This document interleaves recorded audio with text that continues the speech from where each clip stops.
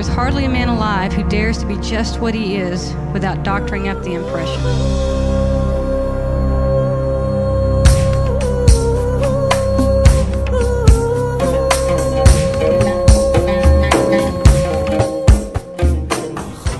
It reminds me, a long time ago I read a novel. I don't remember the name of it, and I don't remember much about the plot. I just remember this one part of it where the girl who is the main character falls down and hits her head, and she goes into this kind of dream world. And the whole book, I remember, was about this woman's relationship with the Lord and trying to bring her to faith. And in this dream world, she's in the woods, and there's someone pursuing her. And she's deathly afraid, and she's trying to get away from this person who is pursuing her. There's some man pursuing her. And she meets another man in the forest, and this man wants to help her get away from her pursuer, so he keeps helping her. But as the story goes on, she begins to realize that the man who is pursuing her is actually pursuing her for her good. And it turns out to be an allegory. The man pursuing her was the Lord, and the one trying to help her get away from him was the devil. I have set watchmen on your walls, O Jerusalem, who shall never hold. A lot of the problems that we have in our life is caused by our pride.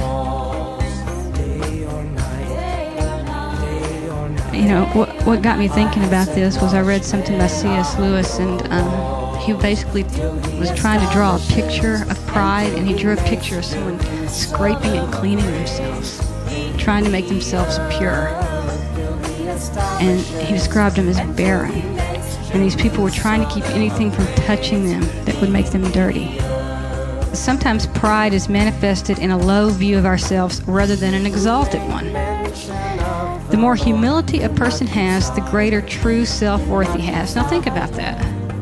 The greater humility a person has, the more true self-worth he has.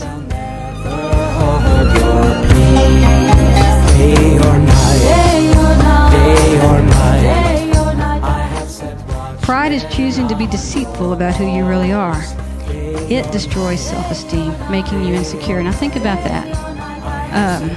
It is not true to say I'm worthless. You are made in the image of God. It says when you have God's view of yourself, you can be secure and transparent with others.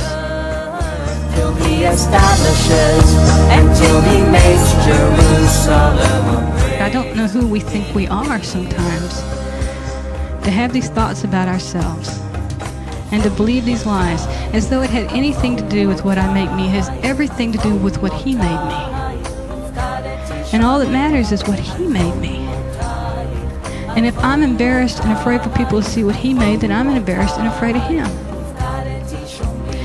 If I'm embarrassed and afraid to see what I have made me, well, then that's just pride.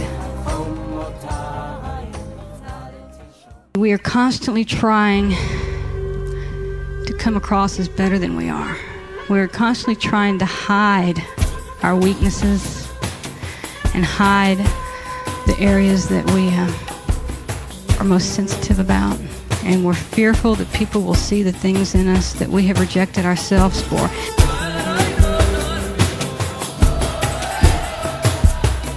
Humility is being willing to be known for who you are. Pride is trying to be known for who you are not.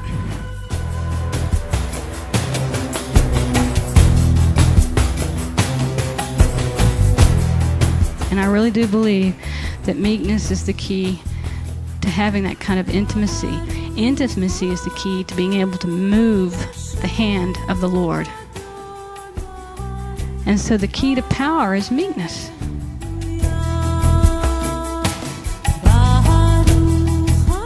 Sitting at Jesus' feet is a very exposed place to be. You know, you sit at Jesus' feet and he sees that. He saw that thought. He knows that attitude. He knows that thing that you did when you were 12 that you never told anybody.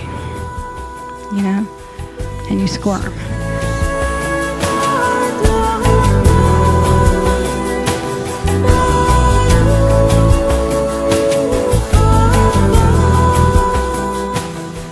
Jesus said, your brother will rise again. Martha said, I know he'll rise again in the resurrection on the last day. And Jesus said to her, I am the resurrection and the life. See, Jesus responded to Martha. He responded to her by speaking truth to her. He said, Martha, you have been full of agendas and other things, and your eyes are on the wrong thing. It does not matter whether someone dies. It doesn't matter whether someone lives. One thing matters, and that's that I am.